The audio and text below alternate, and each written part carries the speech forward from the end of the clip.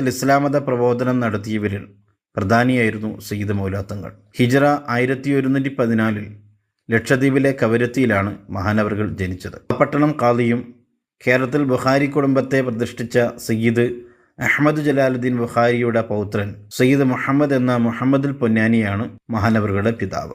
ദക്ഷിണ കേരളം, തമിഴ്നാട്, ലക്ഷദ്വീപ് എന്നിവിടങ്ങളിൽ മഹാനവറുകൾ ദീനി പ്രവർത്തനം നടത്തിയിട്ടുണ്ട്. മഹാനവറുകളുടെ മതപ്രബോധനം നിമിത്തം ക്രിസ്ത്യാനികളും ജൂതന്മാരും ഹിന്ദുക്കളായ നിരവധി പേരും മുസ്ലിങ്ങളായി മാറിയിട്ടുണ്ട്.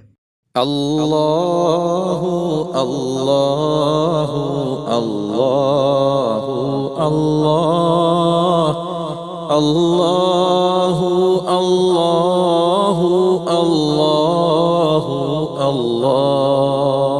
മഹാനായ മൗലൽ ബുഖാരി തങ്ങൾ ചെമ്പിട്ട പള്ളിയുടെ സമീപത്ത് നിസ്കാരത്തിൻ്റെ മസ്അലകൾ വിശദീകരിച്ചുകൊണ്ട് പ്രസംഗിക്കുകയാണ്. സദസ്സിൽ ഒട്ടനവധി